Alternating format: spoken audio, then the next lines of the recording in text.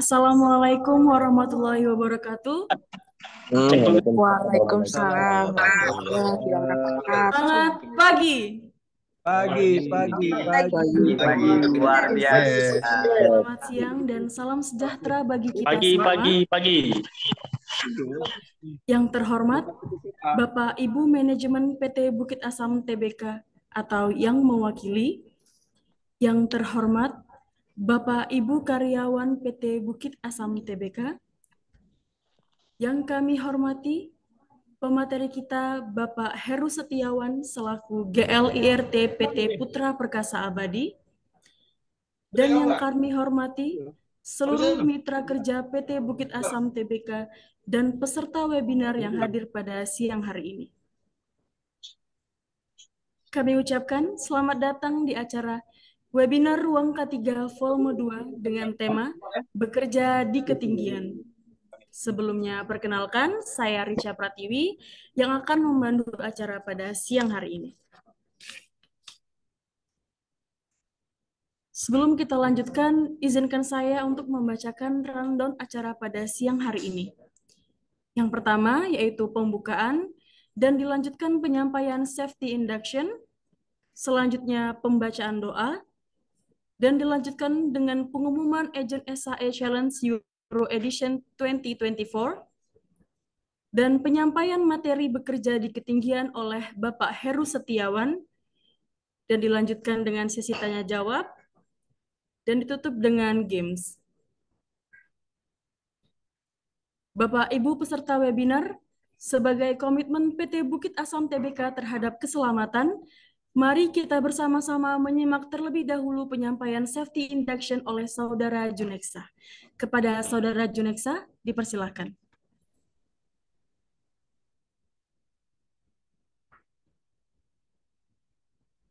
Good afternoon, brother and sister. Welcome to our safety induction session for Zoom meeting. Safety is our on top priority, even in virtual environments. Please review the following guidelines to ensure and set a productive meeting. For the first item, secure your environment. Please find a quiet, distraction-free location. And second, ensure proper lighting to avoid a strain. And use an ergonomic chair and desk up to prevent discomfort.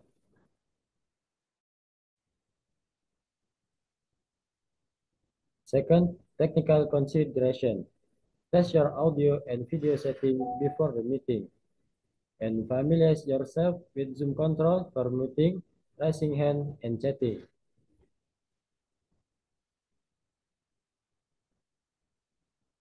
The third, data security. Don't share meeting links or password publicly. And avoid discussing sensitive information unless in a secure session.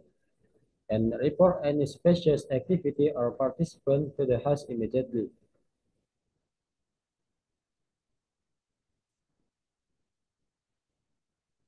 For emergency preparedness, identify emergency exit or procedure specific to your location and keep emergency contact information accessible during the meeting.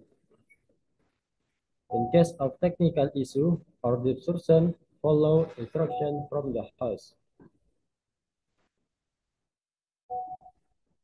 Fifth, respectful conduct. Follow the meeting etiquette to ensure everyone participant. And avoid multitasking or engaging unrelated activities during the meeting. So, respect privacy of the other participant. Seek health and well-being. Take breaks as need to stretch and raise your eyes. And stay hydrated and maintain good posture throughout the meeting. If you experience any discomfort, inform to the host or leave the meeting temporarily. Thanks for your attention and enjoy your meeting. And last, keep safety, be healthy. Baik, terima kasih kepada Saudara Juneksa atas penyampaian safety induction sebagai bahan informasi untuk kita bersama. Sebelum memulai acara, marilah kita bersama-sama membaca doa demi kelancaran acara pada hari ini. Pembacaan doa akan dipimpin oleh Saudara Yusuf. Kepada Saudara Yusuf, dipersilahkan. Assalamualaikum warahmatullahi wabarakatuh. Waalaikumsalam warahmatullahi wabarakatuh. Bapak Ibu hadirin yang saya hormati, marilah kita bersama-sama menundukkan kepala bermunajat kepada Allah Subhanahu wa taala agar kegiatan kita pada siang hari ini diberkahi dan bisa berjalan dengan lancar. Izinkan saya memandunya secara Islam. Bapak dan Ibu mohon untuk menyesuaikan dengan keagamaan dan kepercayaan masing-masing. Bismillahirrahmanirrahim. Alhamdulillahirabbil alamin. Wassalatu wassalamu ala asrofil anbiya'i wal mursalin wa ala alihi washabihi ajma'in. Amma ba'd. Allahumma ya Allah, Tuhan yang Maha Esa. Puji dan syukur kehadirat atas segala rahmat dan karunia-Mu. Dan pada hari ini kami masih bertatap muka dalam keadaan sehat walafiat untuk mengikuti kegiatan serangkaian webinar ruang ketiga.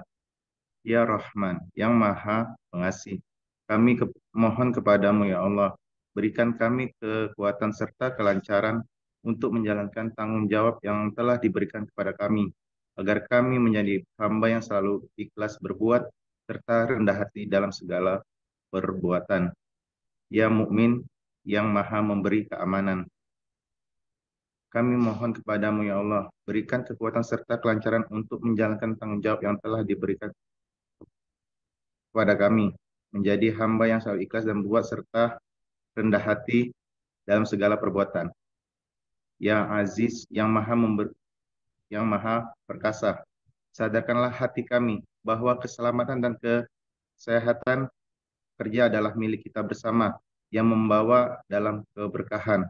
Ya Ghafar, yang Maha Pengampun, ampunilah dan maafkanlah kehilapan serta dosa kami, yang para pemimpin kami dan kedua orang tua kami. Allahumma inna nas'aluka salamatan fid din wa afiatan fil jasad wa ziyatan fil ilmi wa barakatan rizki wa taubatan qabal maut wa rahmatan dal maut wa maghfiratan badal maut. Allahumma hawin alaina fi sakaratil maut wa najata minan nar wal afwa indal hisab.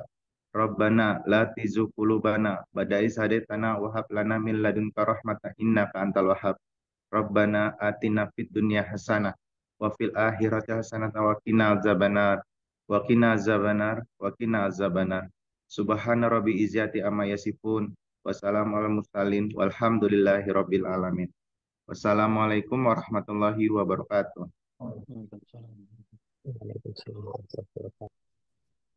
Terima kasih kepada Saudara Yusuf atas pembacaan doanya. Acara selanjutnya yaitu pengumuman Agent SHE Challenge Euro Edition 2024 yang akan disampaikan oleh Bapak Muhammad Rahman Al-Hasan. Kepada Bapak Hasan dipersilahkan.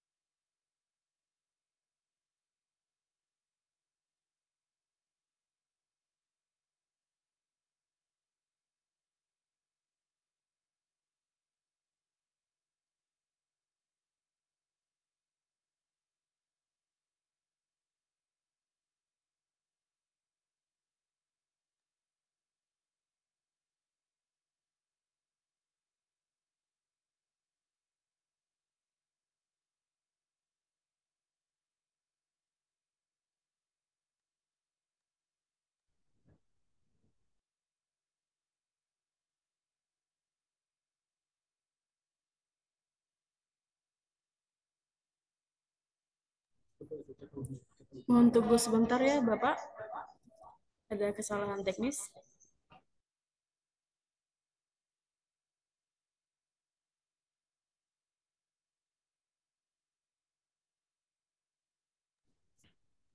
Oke, baik. Izin, apakah suaranya sudah masuk? Sudah. Masuk Pak, masuk. Sudah, Pak, jelas. Oke, baik. Izin untuk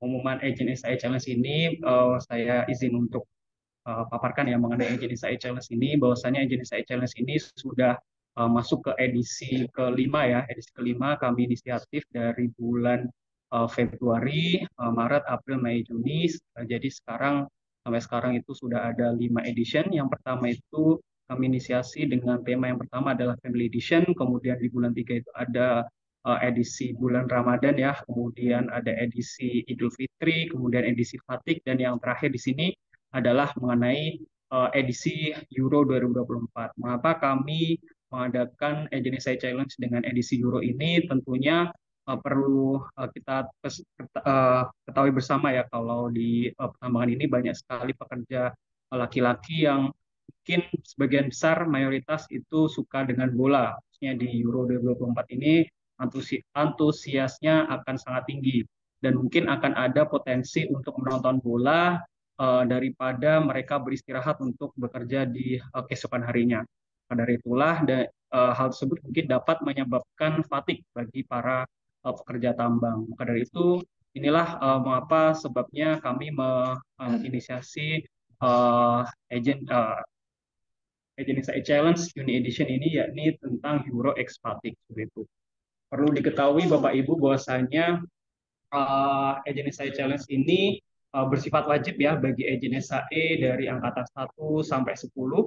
Kemudian bagi yang tidak mengikuti challenge ini akan juga mempengaruhi nilai evaluasi bagi Agency seperti itu. Kemudian juga challenge ini berupa video, jadi ada beberapa kami mencoba memix ya antara video, kemudian ada kemarin tuh poster, jadi kami kombinasikan seperti itu. Kemudian untuk edisi kali ini ya ini berupa video, kemudian video berdurasi maksimal 22 menit dengan ukuran video maksimal 100 MB. Jadi kemarin kami sudah menilai dari tim Dewan Juri dari K3 Pertambangan sudah menentukan Agency mana yang karya-karyanya itu paling terbaik di antara karya-karya yang lain seperti itu. Dan sifatnya ini dan kami juga sangat menghargai originalitas dari video para Agency ini, sehingga mungkin ada video-video yang mungkin dari head office-nya ataupun dari video-video buatan orang lain itu mungkin nilainya akan sedikit kurang daripada video-video yang orisinil atau organik dari Agency itu sendiri. Mungkin kita langsung saja ke juara ketiga ya, saya umumkan untuk juara ketiga. Oke, next. Oke, untuk juara ketiga pemenangnya adalah Adi Soekarno Putra dari Agency Angkatan 10 dari PT Pama Persada Nusantara. Mungkin bisa di next ya untuk videonya.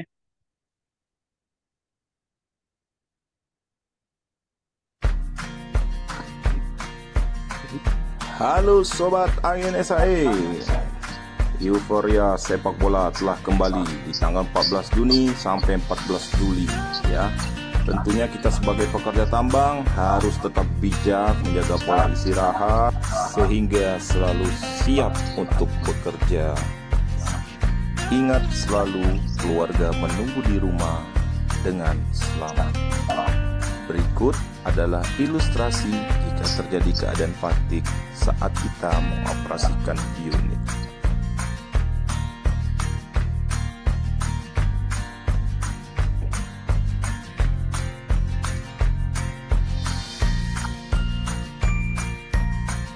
Dari insiden fatigue dengan cara yang pertama, jujur mengisi fit walk.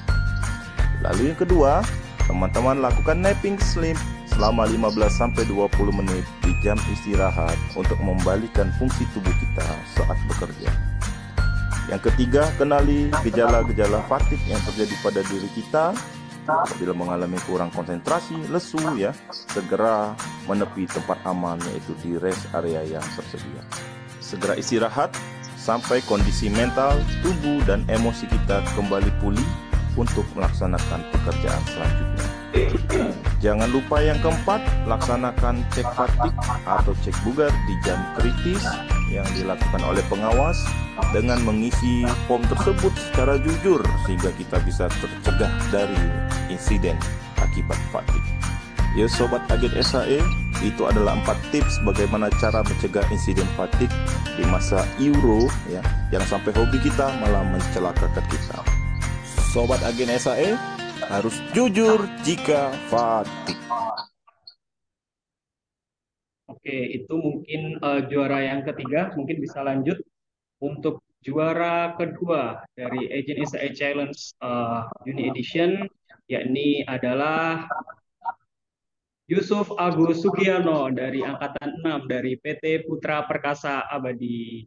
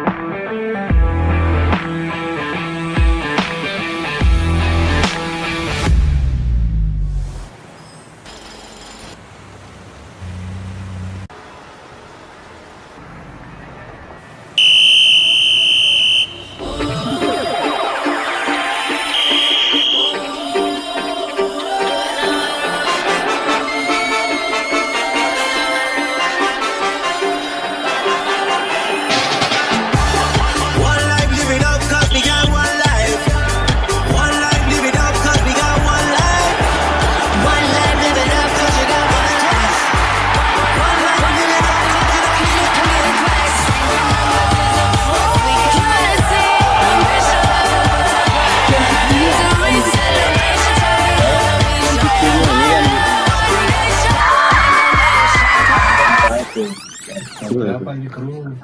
Ini sudah hampir larut malam. Mending kamu istirahat, besok kamu kerja. Daripada kamu besok fatigue, ada apa-apa gimana? Nggak tahu. Lebih baik kamu nonton highlight-nya aja daripada kamu nonton sekarang ini kan live-nya kan. Kamu lebih sayang mana, kerjaanmu sama bolamu? Boleh nonton bola itu bro, tapi ya ingat waktu. Besok kamu kerja. Udah istirahat aja sudah. Nggak usah kamu tutup aja sudah HP-nya tuh.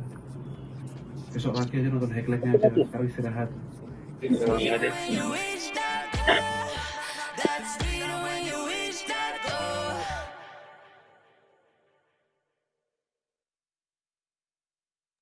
Oke, itu untuk juara kedua. Kemudian yang tidak kalah menarik yaitu juara pertama untuk Agent SAE Challenge Euro Edition 2024. Juara pertama diraih oleh Atriansyah dari Angkatan 10 dari PT Putra Perkasa Abadi. Coba kita lihat videonya, seberapa menarik.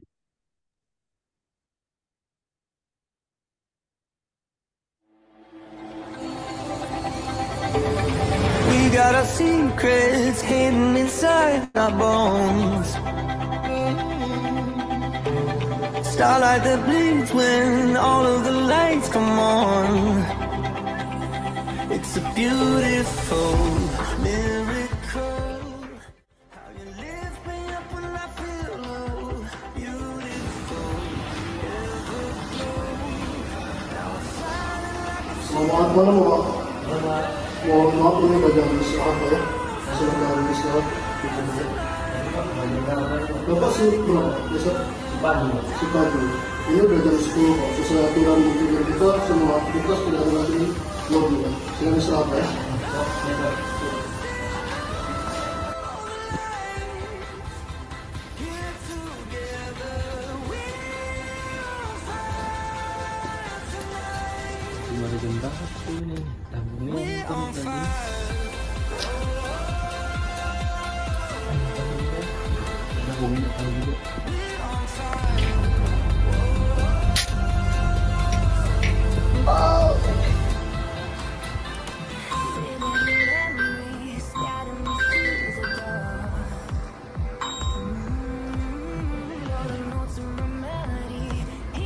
Halo. Halo, selamat malam Pak Toh. Halo. Di monitor CCTV pos penjagaan terpantau di gedung di 7 bawah masih ada aktivitas karyawan menonton TV. Mohon dikasih himbauan antisipasi batik Pak Toh. Oh iya Pak, baik. Langsung mengarah.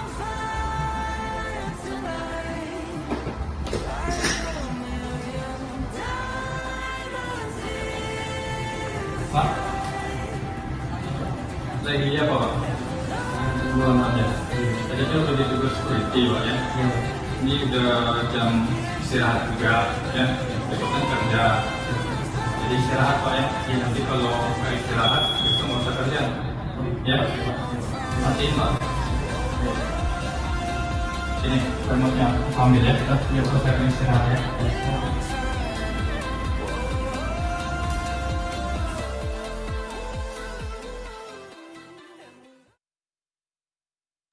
Oke, itu dia adalah ketiga juara untuk Agent SAE Challenge Juni 2024 dengan tema Euro X Fatih. Jadi untuk juara satu yakni Bapak Adrian Syah dari PT Praperkasa Abadi ini berhak untuk mendapatkan uang tunai senilai Rp500.000 dengan tambahan poin sebesar 100 poin.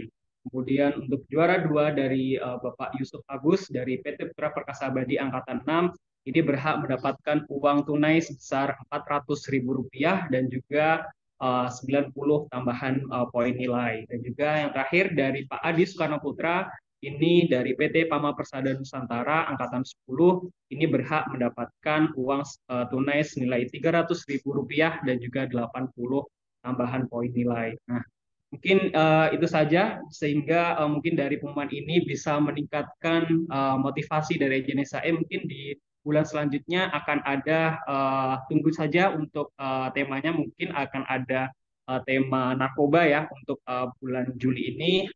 Silakan dari JNSAE dari angkatan 1 sampai 10 silakan untuk diikuti dan dapatkan uang tunai dan juga tambahan poin untuk setiap JNSAE Challenge. Terima kasih dan salam JNSAE. Oke, baik. Terima kasih Bapak Hasan atas pengumumannya dan saya ucapkan selamat untuk para pemenang Agent SAE Challenge Euro Edition 2024. Semoga Bapak Ibu Agent SAE selalu tetap semangat untuk terus mengkampanyekan kepada teman-teman tentang keselamatan di area tambang. Dan untuk yang belum beruntung, jangan menyerah ya Bapak Ibu, dan jangan berkecil hati karena masih ada kesempatan berikutnya. Oke, selanjutnya saatnya kita beranjak ke acara inti, namun sebelumnya saya akan memperkenalkan sedikit background dari pemateri kita. Nah, ini Bapak Heru Setiawan ini sudah berkecimpung di dunia IRT ini sejak tahun 2019, 2009 ya Bapak. Pertama itu dia di PT Kaltim Primakol. Dan mendapatkan prestasi banyak sekali nih di Indonesia Fire and Rescue Challenge di Tanjung Enim, di Berau, di Bontang, dan event Balikpapan Fire and Rescue Challenge di Balikpapan, Indonesia Fire and Rescue Competition di STPI Curug, dan Indonesia Fire and Rescue Competition di Jogja.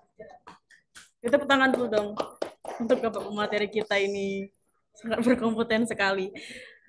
Oke, tidak menunggu lama lagi ya, kita akan langsung mulai ke acara inti. Kita langsung panggil saja pemateri kita, Bapak Heru Setiawan. Kepada Bapak Heru Setiawan, dipersilahkan. Terima kasih Mbak Rika ya atas penyampaiannya. Sebelumnya rekan-rekan semua, saya ucapkan Assalamualaikum warahmatullahi wabarakatuh. Waalaikumsalam warahmatullahi wabarakatuh. Saya tes semangatnya pagi ini nih. Semangat pagi. Pagi. Yes. Pagi. Yes. Pagi. Terima kasih untuk semangatnya pagi ini untuk rekan-rekan semua ya. Izin instruksi. Sebelumnya tadi itu memperkenalkan diri saya terkait kompetensi ataupun kegiatan atau event ya yang saya ikuti. Harapannya saya bisa sharing dan berbagi kepada rekan-rekan semua perihal bekerja di ketinggian ya. Insya Allah apa yang saya sampaikan bisa menjadi dan pahala buat rekan-rekan semua, dan yang pastinya di area kerja pun juga menjadi aman ya untuk dilakukan pekerjaan ketinggian seperti itu. Mungkin langsung saja tujuan dari seminar ini adalah mengenal dan memahami ya standar prosedur serta prinsip dasar bekerja di ketinggian, kemudian melakukan dan pengendalian risiko untuk bekerja di ketinggian, mengerti bahaya bekerja di ketinggian, kemudian mengetahui cara menggunakan peralatan pencegah dan pelindung jatuh dari ketinggian, serta dapat melakukan penanganan korban apabila terjadi hal-hal yang tidak diinginkan di area kerja yang menyangkut bekerja di ketinggian seperti itu. Kemudian berdasarkan penelitian di Amerika ya di tahun 95 penyebab besar ya kurang lebih 41% itu berasal dari pekerjaan konstruksi yang berada di area tinggi ya. Kemudian rata-rata 17 orang pekerja meninggal dunia per harinya dan 10 pekerja meninggal karena jatuh, kemudian 11 pekerja meninggal karena kejatuhan material ataupun benda. Dari 744 kasus yang diteliti, 74 korban tidak mengenakan body arrest, akan tetapi 75% dari korban tersebut tidak mengaitkannya dengan benar. Nah, itu yang harus menjadi concern kita semua ya terkait pentingnya mencantolkan ataupun mengaitkan hook lanyard di suatu bidang yang kokoh untuk melakukan setiap pekerjaan di ketinggian. Nah, kemudian mengapa pekerja tidak mau menggunakan alat pelindung diri dengan benar ya? Mungkin ini sering terjadi ya di ya yang itu menjadi concern ataupun suatu PR dari suatu pengawas untuk melakukan pengawasan kepada pekerja yang melakukan pekerja di ketinggian. Yang pertama,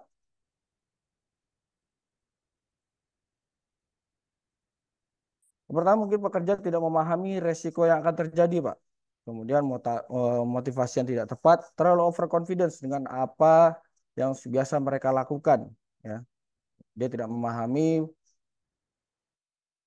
terkait keselamatan bekerja di ketinggian, ya, pentingnya nyawanya mereka dari pekerjaan tersebut. Kemudian pekerja terlalu berani dan terbiasa mengambil resiko untuk menunjukkan keberaniannya. Ya. Kemudian kurangnya sosialisasi, pelatihan, penggunaan peralatan yang tidak tepat, peralatan yang tidak standar, dan kemudian kurangnya pengawasan sanksi tegas terhadap pelanggaran penggunaan peralatan yang tidak benar.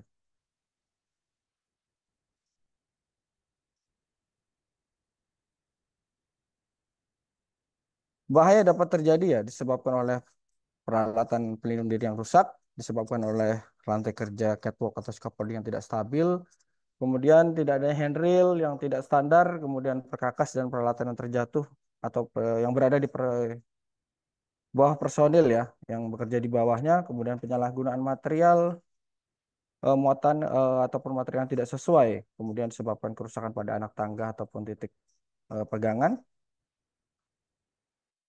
Kemudian disebabkan oleh personil berjalan di lantai yang tidak stabil ataupun tidak dikunci ya, sehingga dapat bergeser. Kemudian disebabkan oleh pekerja yang lantai yang licin. Ya. Kemudian terakhir itu adalah cuaca ekstrim. Ya. Biasanya angin kencang, kemudian kondisi hujan. Ya. Mereka memaksakan untuk menaiki dan melakukan pekerjaan tersebut.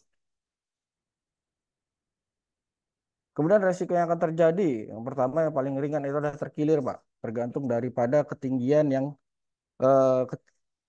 pekerjanya, ya. Ketinggian dari pekerjaan tersebut, ya, yang paling ringan adalah terkilir, dislokasi, kemudian patah tulang tertutup, patah tulang terbuka, cedera tulang belakang, serta yang paling berat itu adalah meninggal dunia, ya. Kemudian bekerja di ketinggian sendiri menurut Permenaker tahun 2016 ya nomor 9 terkait K3 bekerja di ketinggian ya. Bekerja pada ketinggian adalah kegiatan atau fasilitas pekerjaan yang dilakukan oleh tenaga kerja pada tempat kerja di permukaan tanah ataupun perairan yang terdapat perbedaan ketinggian dan memiliki potensi jatuh sehingga menyebabkan tenaga kerja ataupun orang yang lain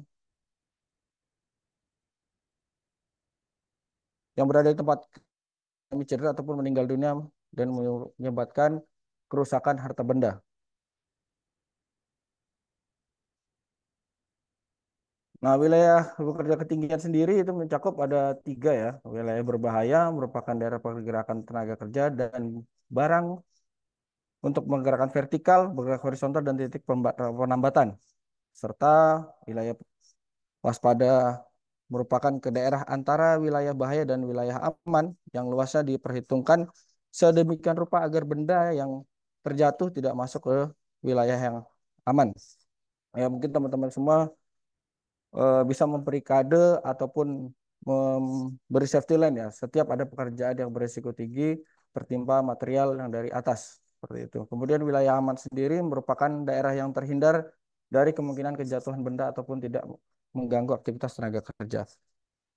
Kalau di sistem jadi seperti hot zone, red zone, warm zone, Pak. Jadi setiap pekerja itu diberi batasan untuk melakukan aktivitas ya. Eh, Red zone itu zona berbahaya, kuning itu zona untuk pengawasan, dan kemudian zona hijau untuk area yang aman untuk melakukan aktivitas tanpa menggunakan APD yang sesuai dengan yang akan dilakukan seperti itu. Kemudian prosedur kerja ketinggian ya, mungkin dari teman-teman semua mempunyai prosedur ya, yang memang apalagi pekerja ketinggian ini sangat kritikal Pak. Ini bukan habitatnya seorang pekerja untuk melakukan aktivitas ya ataupun makhluk hidup untuk melakukan aktivitas sehingga butuh pengawasan khusus ataupun pengawasan melekat untuk melakukan aktivitas melakukan pekerjaan tersebut. Nah, sebelum melaksanakan pekerjaan ketinggian ya teman-teman wajib memastikan work permit-nya, kemudian melakukan job safety analysis, kemudian risk assessment. Yang kedua, Anda harus melindungi diri agar tidak terjatuh karena ketika bekerja di ketinggian. Ya, kemudian tidak seorang pun diperkenankan bekerja pada ketinggian ataupun pada area yang memiliki potensi jatuh tanpa mengenakan alat pelindung jatuh dari ketinggian yang terpasang dengan baik. Kemudian menyelesaikan pelatihan bekerja di ketinggian, ya itu wajib bagi teman-teman semua. Jika melakukan harus ada yang kompeten untuk melakukan pekerjaan tersebut. Kemudian pada ketinggian telah dilakukan pengecekan ya Pak, sebelum melakukan aktivitas tersebut dilakukan pengecekan fit atau tidaknya orang yang bekerja untuk melakukan pekerjaan tersebut. Kemudian melakukan pengawasan melekat dan secara kontinu dilakukan observasi oleh pengawas. Nah, dampak dari bekerja ketinggian itu bukan hanya terjatuh Pak, tapi juga trauma suspensi. Kita bisa bayangkan sendiri ya, bagaimana dia sudah melakukan prosedur yang benar, namun jika tidak dilakukan evakuasi dengan cepat, dia akan mengalami namanya trauma suspension atau sindrom. Nah, ini mengakibatkan tubuh yang terjepit oleh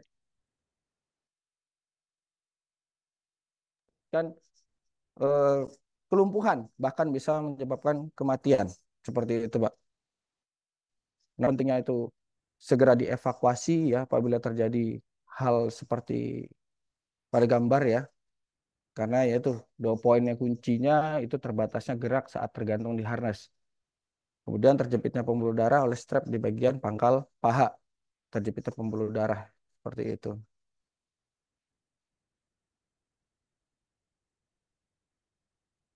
Kemudian mengapa trauma suspensi bahaya dan mematikan ya? Setelah pekerja terjatuh dan tergantung di harness ya, trauma suspensi dapat menyerang dalam waktu kurang lebihnya 5 menit, Pak. Ya, pertolongan tidak segera dilakukan, maka dalam waktu 10 menit dia akan kehilangan kesadaran. Ya, dan dalam waktu 5 menit bisa jadi bisa bertambah parah ataupun bisa menambah cedera ya, tambahan ya pada si pekerja tersebut. Bisa terjadi shock ya atau kekurangan cairan atau gangguan pembuluh darah dan lain sebagainya. Nah, pencegahan trauma sendiri ya saat bekerja di ketinggian ya, saya selalu aktif menggerakkan kaki. Gunakan seat working jika tergantung pada area ya dalam waktu yang lama seperti itu. Mungkin bisa dipasangkan tali ataupun dibekali oleh tali ya untuk menjaga agar pada hal yang terjadi itu tidak menambah cedera pada si pekerjaan tergantung. nggak bisa diikatkan di full body harness-nya untuk pijakan dia, Pak. Seperti itu. Kemudian pastikan trauma suspensi ya, strap terpasang pada full body harness ya. Kemudian hindari saat tergantung dalam posisi tegak ya, usahakan dalam posisi horizontal ya, lurus ke depan jika dalam posisi tergantung dalam waktu yang cukup lama. Ya, bagaimana caranya si pekerja untuk dibekali eh, pencegahan trauma suspensi ya. Jadi itu mungkin bisa disosialisasikan kepada setiap pekerja ataupun setiap sebelum melakukan pekerjaan tersebut ya. Kemudian pastikan perusahaan memberikan pelatihan kepada pekerja tentang prosedur trauma suspensi dan prosedur keselamatan. Kemudian yang kelima, melakukan pekerjaan minimal itu 3 orang. Jadi agar terfokus pada satu pekerja ataupun 2 pekerja yang berada menaiki tower ataupun melakukan pekerjaan di atas ketinggian seperti itu. APD yang standar digunakan biasanya ya itu helm ketinggian ya, bukan helm yang seperti biasa kita gunakan ya. Memang ada helm khusus untuk melakukan pekerjaan di ketinggian. Kemudian full body harness ya. Saya rasa tidak disarankan lagi menggunakan seat harness ya untuk teman-teman semua. Kemudian lanyard yang double hook ya. Kemudian energy absorber atau absorber. Kemudian safety glass. Kemudian ada hand glove serta jika memang ada pekerjaan yang memang khusus di area yang licin seperti di atas atap ataupun di platform besi ya, itu wajib menggunakan sepatu khusus ketinggian agar tidak terjadi slip ya pada posisi di ketinggian tersebut. Karena kalau sepengalaman saya menggunakan safety ya, itu potensi untuk tergelincirnya pun juga cukup besar, Pak. Seperti itu. Dan kemudian dengan catatan lakukan pemeriksaan APD yang akan digunakan masih layak dan tidak ada perubahan struktur sebelum digunakan secara berkala. Mungkin teman-teman semua bisa mengeceknya kalau memang di pekerjaan rutin ya, memang mau dapat izin ataupun sudah izinnya sudah rilis ya, mungkin bisa dicek per hari ya sebelum digunakan oleh pekerja untuk bekerja. Kemudian kalau untuk teman-teman yang memang jarang digunakan ataupun tidak pekerjaannya tidak secara kontinu, mungkin bisa dicek selama seminggu sekali ya minimal ataupun sampai dengan sebulan sekali ya. Alangkah baiknya jika dilakukan itu inspeksi seminggu sekali seperti itu. Kemudian mengidentifikasi posisi bekerja aman ya di ketinggian. Bisa rekan-rekan semua, apalagi teman-teman pengawas wajib membatasi ya area kerja aman, apalagi di atas itu bisa menggunakan lifeline ya, dan membatasi setiap area kerja agar tidak terlalu menepi ke bibir dari ketinggian tersebut. Di sini sudah ada gambar ya beberapa cara ataupun metode yang dilakukan kaitkan atau membuat kaitan ya, bisa dari tali ataupun material yang kokoh untuk membuat di setiap bangunan ataupun lifeline ya, mengikatkan suatu tali atau tambatan di suatu sisi agar menopang si pekerja jika terjadi hal-hal yang tidak diinginkan seperti itu.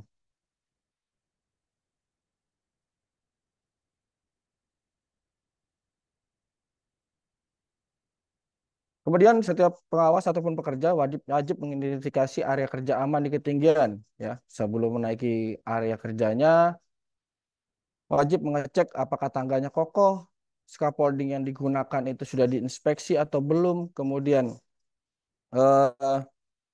adakah material yang berkarat ya.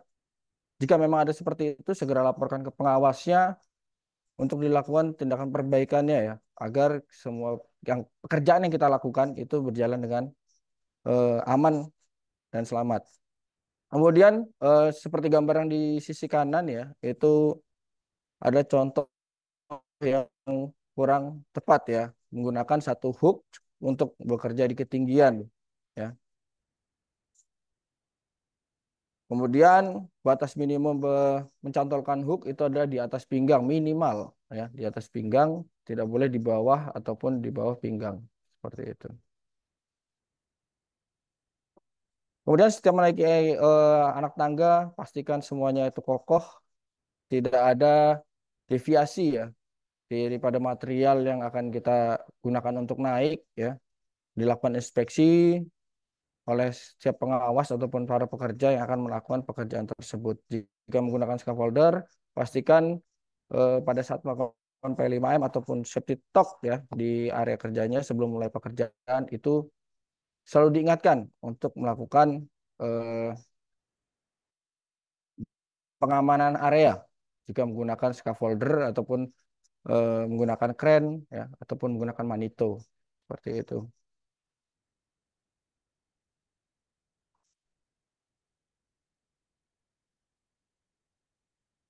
Nah, mengingatkan landas dengan aman, ya, mengingatkan dengan landas dengan aman, mungkin dari setiap bangunan yang ada di area kerja kita masing-masing, ya, itu beraneka ragam, ya, bentuknya, kemudian strukturnya, ya, mungkin yang sudah ada dikaitkan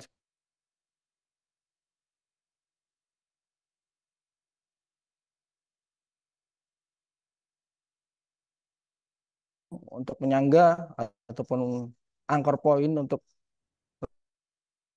mengkaitkan, ya, di setiap sudut bangunan ataupun di tengah bangunan, ya, agar pekerja bisa melakukan inspeksi ataupun pekerjaan-pekerjaan yang memang eh, biasa mereka lakukan, ya.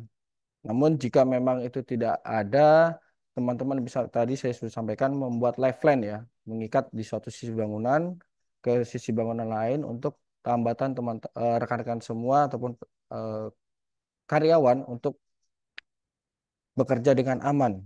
Kemudian yang harus diperhatikan adalah hook itu tidak boleh dicantolkan dalam satu bangunan ataupun tambatan yang sama, ya.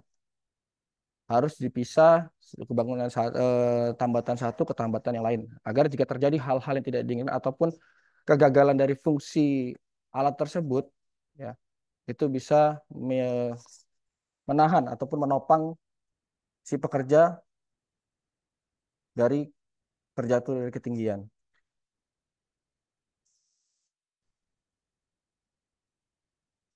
Kemudian yang posisi harus diperhatikan adalah, ya, the right way, ya, seperti di gambar. Kemudian selalu menghadap tangga pada naik dan turun. Kemudian gunakan kedua tangan pada saat naik dan turun. Kemudian jangan berdiri pada puncak anak tangga. Pastikan berdiri pada 3 anak tangga dari atas bila bekerja.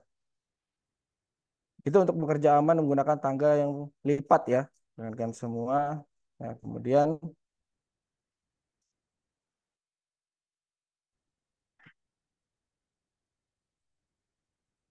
jangan melakukan pergerakan yang terlalu ekstrim, ya, melakukan pergerakan yang sederhana saja, ya, jangan terlalu memaksakan eh, keinginan kita, ya, ataupun keinginan si pekerja melakukan nanggung nih, padahal dia yang digunakan tangganya adalah tangga single rung, ya, sehingga potensi untuk terjatuh pun cukup besar.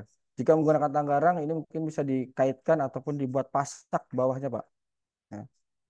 Dan kemudian naiknya pun juga harus menggunakan sistem three body contact, ya, menggunakan 2 kaki naik, kanan dan kiri, kemudian berpegangan, dan jangan membawa barang-barang ataupun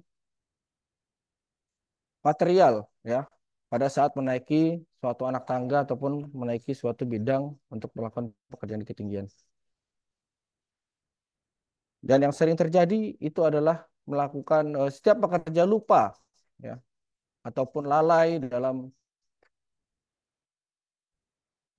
mereka tidak menerapkan bekerja dengan menggunakan metode 3 titik tumpu, ya, seperti itu.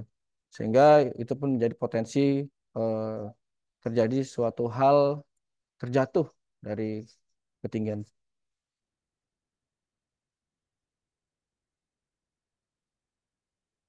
Kemudian teori dan praktik kerja aman ya pada bangunan dan pekerjaan bidang yang miring ataupun struktur yang miring.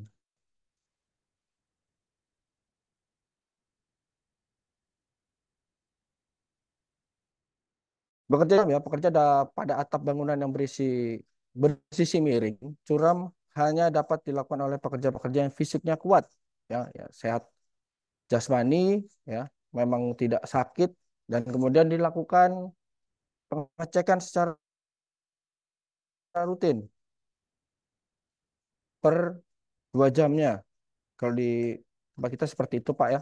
Jadi memang dia melakukan pekerjaan di awal mereka sebelum naik dilakukan pengecekan kesehatan. Setelah itu memang kalau memang dia lagi istirahat nanti lakukan pengecekan kesehatan kembali untuk memastikan bahwa pekerja benar-benar fit untuk melakukan pekerjaan tersebut hingga pekerjaan tersebut terselesaikan. Kemudian jika pekerjaan pada atap bangunan bersisi curam ya, papan untuk merangkak ataupun tangga harus disediakan dan selalu berada pada posisi yang aman. Ini tadi saya bilang harus dipasak bawahnya ya, agar pada saat kita naik tidak ada pergeseran ataupun pergerakan ya yang beresiko pekerja dapat terjatuh. Kemudian membentangkan tali lifeline ya jika berada di posisi atas di bagian sisi bangunan atap yang miring ya terang curam ya, mengaitkan hook lanyard sebagai pengaman dan itu harus dites dahulu Pak ya. Kalau memang ada tambatan yang kuat kita harus cek kembali, jangan kita mengikat hanya asal-asalan ya, sehingga pada saat nanti terjadi sesuatu itu malah bukan menjadi penyelamat, malah menjadi sumber bahaya selanjutnya Pak, seperti itu.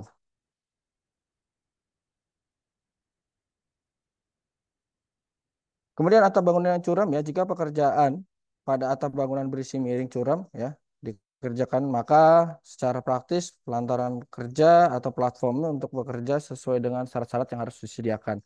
Kemudian jika perlu untuk mencegah bahaya, pekerjaan pada atap bangunan bersisi miring ataupun curam, tembok pengaman dan papan pengaman ya, dan tonggak pengaman harus disediakan di ujung dekat ataupun jaring-jaring ya, beri jaring-jaring ya yang disediakan. Kemudian tindakan-tindakan pencegahan lainnya harus dilakukan untuk menghindari pekerjaan terjatuh dari atap.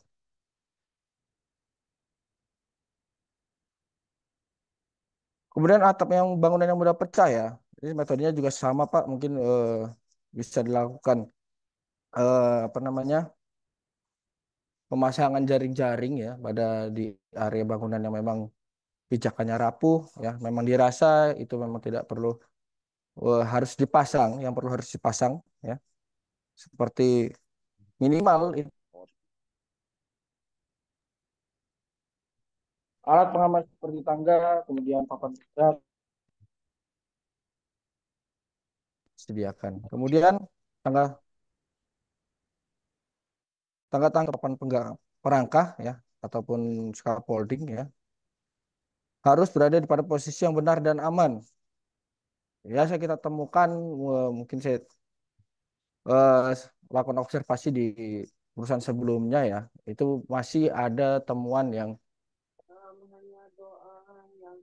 base-nya nggak dipasang, kemudian untuk adjusternya juga nggak dipasang ya.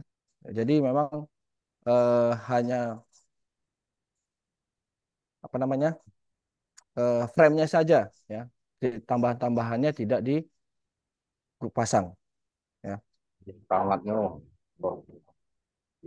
Kemudian yang ketiga, pekerja tidak boleh meninggalkan tempat kerja melalui area yang belum dilakukan inspeksi ya, ataupun dalam bahasanya itu seperti shortcut ya Pak ya. Dia sudah ditentukan menaiki suatu bangunan lewat satu titik, tapi dia milih shortcut di jalan yang sisi lainnya ya. Itu dapat menimbulkan resiko ataupun bahaya yang besar buat bagi si pekerja. Kemudian tidak jika perlu untuk mencegah bahaya, bahan yang cocok seperti jaring-jaring terbuat dari kawat baja harus disiapkan ataupun ditaruh sebelum atap yang terbuat dari semen asbestos ya, pada bahan lain yang mudah pecah atau rapuh. Kemudian Bagian-bagian dari atap yang tidak boleh diinjak ya, yang dilalui harus diberi tanda peringatan atau di safety line ya. Kemudian disosialisasikan ke rekan-rekan pekerjanya.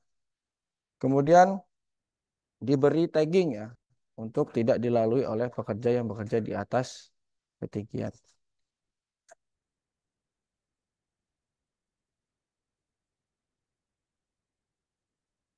Kemudian mengenal karakteristik lantai kerja tetap dan lantai kerja sementara.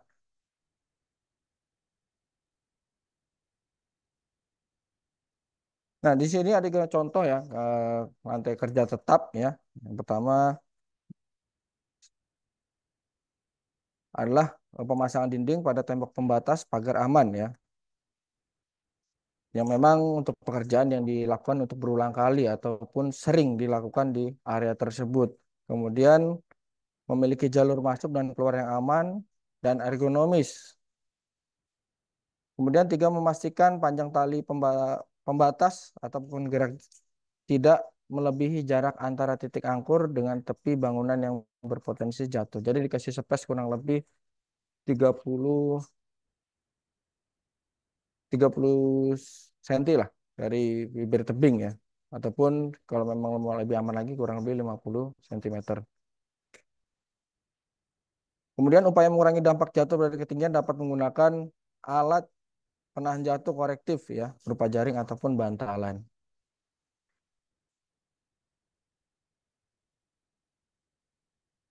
Kemudian untuk lantai kerja sementara ya, upaya pencegahan jatuh dapat menggunakan pengait ya Pak, seperti yang ada di gambar, contoh-contohnya. Dan itu berbagai macam ya, seperti tarik ulur, tarik otomatis ya, atau rekabel lanyard, kemudian double lanyard hook ya, kemudian lifeline ya. Lifeline untuk yang tadi saya bilang di awal tadi ya, untuk membentangkan tali seperti itu.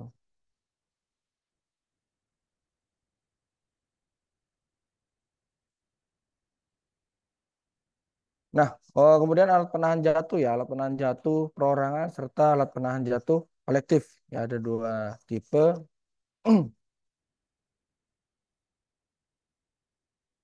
Yang pertama alat penahan jatuh perorangan ya, jenis alat jatuh pelindung pekerja yaitu seperti sabuk pengaman tubuh, full body harness, carabiner, tali connection atau lanyard, kemudian tali pengaman, safety rope, alat penjepit tali atau rope clamp, kemudian alat penurun descender ya, kemudian alat penahan jatuh bergerak seperti mobile fall, arrestor dan lain-lain.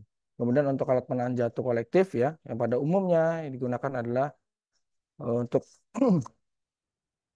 pelindung jatuh yang dapat digunakan secara bersama ataupun digunakan oleh beberapa orang seperti handrail, cake ataupun scaffolding. Gitu. Masih banyak lagi ya untuk peralatan-peralatan di bekerja di ketinggian ya Pak. Ini ya sebagai contoh hal kecilnya saja ya. Kalau memang mungkin teman-teman itu ya banyak peralatan memang untuk lahan jatuh yang ada di area kerja. Pasti mempunyai lebih daripada alat yang dipaparkan ini Pak. Seperti itu. Nah, kemudian mengenal tipe full body harness ya. Yang pertama itu ada waist belt atau sabuk pinggangnya. Ini jarang digunakan, Pak. Yang digunakan paling sering itu adalah yang standar yang digunakan di perusahaan itu adalah full body harness. Seat harness hanya digunakan untuk pekerjaan yang untuk sport ya, untuk rock climbing ataupun panjat tebing ya, seperti itu. Kemudian jangan pernah membiarkan tergesek benda tajam ataupun runcing ya, Pak. Kemudian menempatkan sabuk pengaman pada suhu yang tinggi ya. Mungkin kalau pemeliharaan dari full body harness ini yang harus diperhatikan. Terkadang masih ada yang memang dia mencuci, tapi cara melakukannya yang salah, kurang tepat ya. Bukan salah tapi kurang tepat. Mencuci dengan menggunakan deterjen itu sangat tidak dianjurkan, Pak. Yang digunakan wajib sabun yang memang tidak panas ya.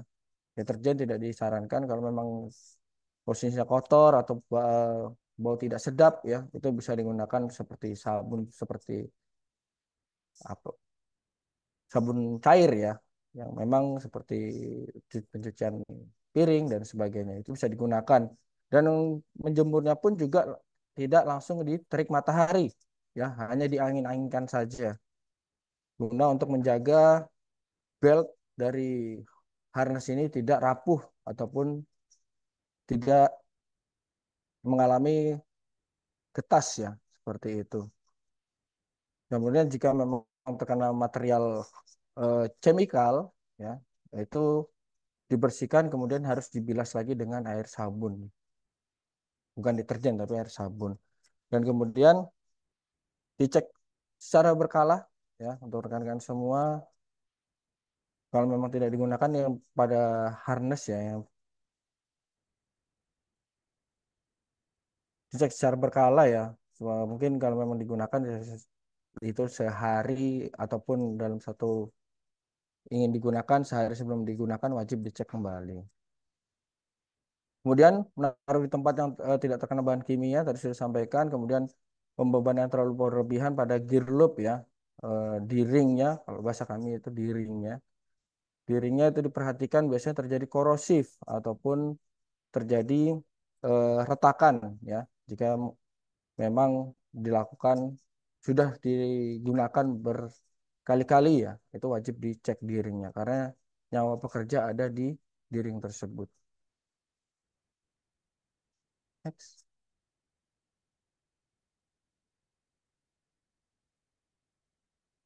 Nah, berikut adalah alat penahan jatuh ya, perorangan ya. Ada karbiner, ada lanyard, ada hook ya.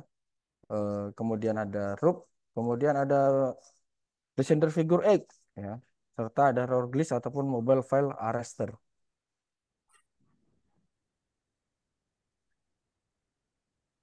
Kemudian melakukan peralatan inspeksi ya, peralatan APD ketinggian ya. Mungkin dari rekan-rekan semua bisa membuat formnya ya untuk full body harness yang memang sering digunakan untuk melakukan pekerjaan ya, dicek secara berkala ya. Dan kemudian ada pengecekan scaffolding ataupun perancah yang memang wajib ya sebelum dilakukan perakitan, sesudah perakitan ya wajib dilakukan inspeksi scaffolder. Kemudian melakukan perawatan yang dicek biasanya itu adalah dari visual ya, visual dari webbingnya, kemudian di ringnya ya, kemudian kaitan-kaitan sambungan dari jahitan tersebut, apakah ada perubahan pada bagian-bagian tersebut ya. Ya, kalau memang ada perubahan segera dilakukan scrub ya, karena apa yang pernah saya dapatkan itu memang kalau memang sudah tidak standar ataupun mengalami deviasi dari material tersebut segera dilakukan scrapping karena memang itu peralatan yang kritikal sekali, Pak. Dan kemudian kalau memang dilakukan itu ada monthly ya, ada week, ada monthly serta ada tahunan. Kalau memang tahunan itu biasa dilakukan tagging ya, Pak. Dalam tahun ini eh, sudah dilakukan ya secara rutin. Karena jangka waktunya ya, yang biasa dilakukan dari awal digunakan full body harness itu 5 tahun ya. Jadi kalau memang sudah 5 tahun dan itu sering digunakan langsung segera diganti dengan yang baru. Kemudian melakukan tagging inspeksi di scaffolding ya wajib ditampilkan telah dilakukan inspeksi scaffolding di area kerjanya. Sebelum melakukan area kerja wajib diisi log ya ataupun log taggingnya seperti itu. Kemudian, nah ini yang tadi saya paparkan ya, kurang lebihnya 6 bulan ya. Kalau memang itu tidak digunakan ya, tidak boleh kurang dari 6 bulan frekuensinya ya. Kemudian yang dicek adalah untuk tujuannya, kemudian dicek adalah pembusukan ya dari karat tersebut, kemudian tanda-tanda identifikasi ya. Kita melihat secara visual ya. Kemudian penyimpanannya harus tempat yang sejuk, tidak boleh tempat yang panas, berdebu, ataupun di area-area yang memang dapat merusak struktur material dari APD tersebut. kemudian diberi label bahwa dilakukan inspeksi, kemudian kerusakan fisik, keausan, korosif, ataupun distorsi, ataupun deformasi, seperti itu.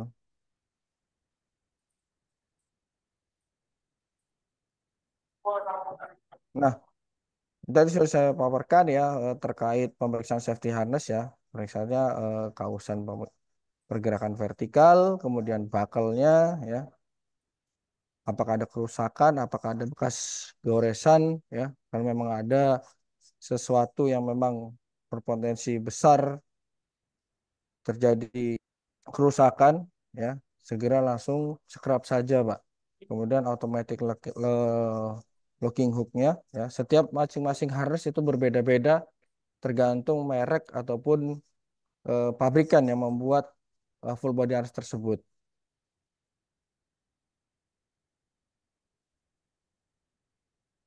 Kemudian, nah ini beberapa contoh full body harness yang sudah mengalami kerusakan ya. Yang pertama itu ada di ringnya ataupun di connecting hooknya ya, di lanyard seperti gambar di sisi kiri ya, mengalami perubahan pada strukturnya ya, mengalami karat, kemudian tidak dicek secara berkala ya. Nah, seperti itu.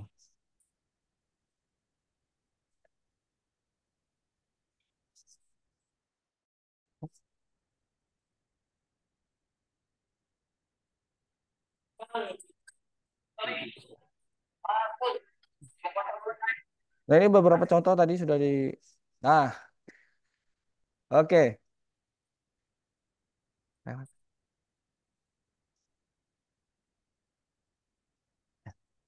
Nah, ini kerusakan full body harness ya, yang memang tadi sudah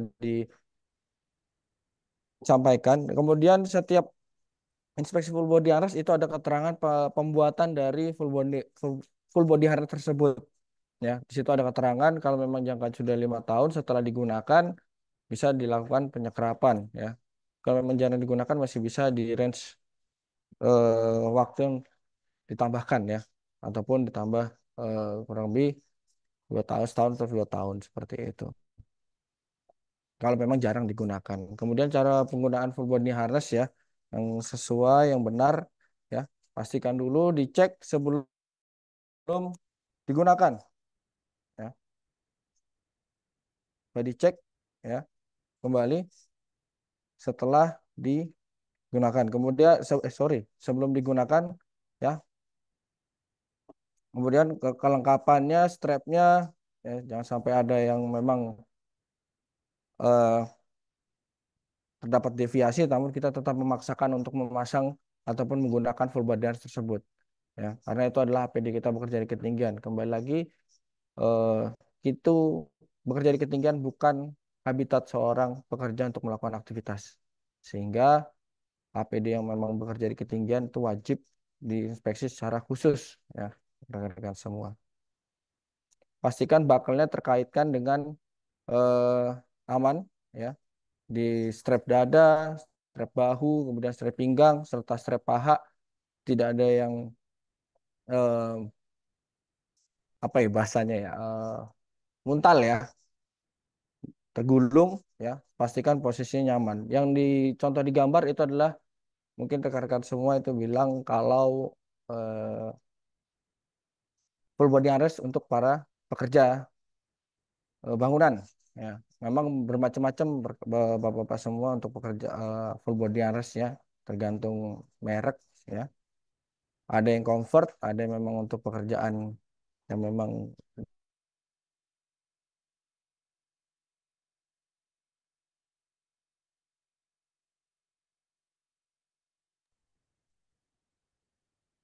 nah, saja kurang lengkap ya. Kita sudah memahami terkait mengidentifikasi bahaya bekerja di ketinggian, kemudian kita melakukan inspeksi ya.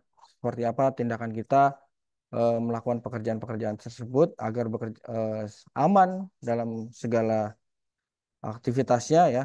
Namun jika kita sudah melakukan itu semua masih ada faktor-faktor yang memang dari tindakan tidak aman dari pekerja itu sendiri ya, ataupun faktor 2% ya. Kita harus tahu juga bagaimana cara penanganan korban ya jika terjatuh dari ketinggian.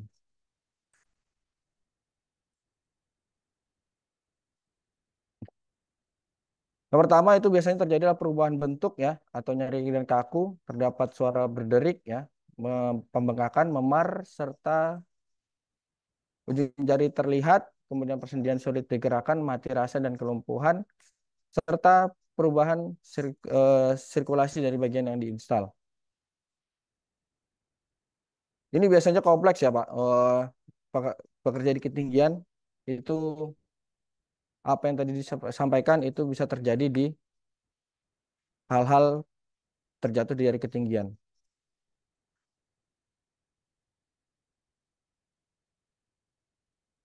Di sini kita bagaimana penanganan trauma suspensi ya. Yang pertama itu motivasi korban untuk tetap tenang ya dengan rileks, kemudian melonggarkan pengikat atau buckle strap body harness yang menempel, kemudian tempatkan bekerja dalam posisi horizontal atau terlentang.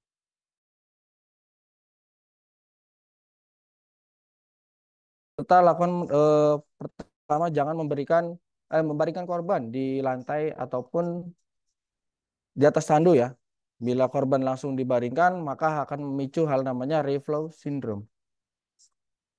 Reflow syndrome yang dapat akan ada aliran darah yang tiba-tiba mengalir ke otak dan jantung sehingga mengakibatkan kematian pada si korban. Nah, itulah kenapa wajib memahami terkait penanganan trauma suspensi, Pak. Kemudian jaga korban dalam posisi duduk selama kurang lebih 30 menit. Setiap korban yang pingsan ataupun mengalami suspensi lebih dari 10 menit harus segera dibawa ke rumah sakit untuk penanganan lebih lanjut. Gitu. Lanjut, bisa jadi terjadi cedera kepala jika terjadi benturan ataupun dia terjatuh dari ketinggian ya. Lakukan penilaian diri ya. Gangguan pernafasan merupakan keadaan yang paling sering dijumpai ya, henti nafas, henti jantung. Kemudian baringkan dalam istirahatkan penderita dalam posisi nyaman. Kemudian imobilisasi kepala dan leher menggunakan knek kolar ya. Jika jauh trust jika bantuan medis belum tiba. Kemudian hentikan pendarahan jika ada. Kemudian berikan oksigen bila ada sesuai dengan ketentuan ya. Kemudian tutup dan balut luka jika ada cedera di kepala. Kemudian nilai tingkat kesadaran bawa ke rumah sakit untuk penanganan lebih lanjut. Kemudian jangan mencoba menghentikan pendarahan ataupun cairan ya. Sorry, bukan pendarahan tapi cairan yang keluar dari hidung, telinga ataupun mulut ya. Kemudian jika disertai dengan cedera berat wajah ya, perhatikan jalan nafasnya atau airway-nya. Dan jangan pernah menggerakkan kepala korban. Untuk cedera leher ya, mekanismenya juga sama ya, analisa cederanya, kemudian lakukan stabilisasi manual ya dengan kedudukan netral atau satu garis daripada leher dan kepala ya, atau lakukan jaw thrust ya. Kemudian memang kalau emang datang berserta medik bisa langsung dipasang neck collar. Kemudian lakukan penilaian dini, berikan oksigen bila ada dan dinilai perlu ya. Lakukan pemeriksaan fisik ya, fungsi motorik dan sensorik ya pada semua alat gerak ataupun ekstremitas dari si korban. Kemudian pertahankan stabilisasi leher pada seluruh proses imobilisasi korban selesai. Kemudian penderita harus diimobilisasi dengan papan spinal. Jangan angkat saja Pak, karena potensi spinal injury itu sangat besar. Bisa terjadi kelumpuhan pada si korban. Ya. Kemudian penderita periksa tanda vital korban selama transportasi. Di asesmen kurang lebih 5 menit ya, per 5 menit untuk bahan laporan ke para medis yang ada di rumah sakit. Kemudian bawa korban ke rumah sakit untuk mendapat perawatan lebih lanjut. Kemudian untuk patah tulang tertutup ya, metodenya sama Pak. Penggunaan patah tulang tertutup yang membedakan hanya pembuatan donal bandage ya. Kalau dilakukan cedera patah tulang tertutup ya, lakukan DRABC ya, kemudian periksa jenis patah tulang tertutup atau terbuka atau komplikasi ya, atau multiple fracture. Kemudian beritahu korban agar tidak menggerakkan bagian yang cedera. Kalau memang dia bisa diajak komunikasi, ajak dia komunikasi bagian mana yang sakit ataupun yang tidak bisa digerakkan, ya. Kemudian expose bagian tubuh korban, penderita kemudian imobilisasi patahan, ya, di atas dan di bawahnya. Kemudian pasang sling and swate memang jika dia mengalami patah tulang di bagian tungkai kaki, ya. Kemudian periksa nadi di tungkai sebelah bawah atau nadi distal. Ya, tangani secara perlahan, kemudian periksa korban dengan seksama dan awasi tanda-tanda shock. Ya, kemudian panggil bantuan medis ataupun langsung di perawatan lebih lanjut jika sudah bersama tim medis. Nah, ini tadi saya bilang patah tulang terbuka, ya. Sebenarnya sama saja. Kalau memang patah tulang terbuka dan dia tidak sadar, maka kita harus lakukan expose, ya. Apakah ada wire bleeding ataupun pendarahan luar, ya. Jika ada, lakukan penanganan dengan menggunakan donat bandage, ya, dengan melakukan pembuatan seperti donat digulung, ya, kemudian ditutupkan ke bagian tulang yang keluar dari anggota tubuh tersebut. Kemudian cek imobilisasi patahan, ya, kemudian periksa nadinya, ya, di bawah daerah yang cedera. Kemudian tangani secara perlahan, periksa korban dengan seksama dan awasi tanda shock. Kemudian panggil bantuan medis. Nah, di ini ada contoh pemasangan contoh untuk penanganan korban, ya. Jika memang dia mengalami patah kaki ataupun mengalami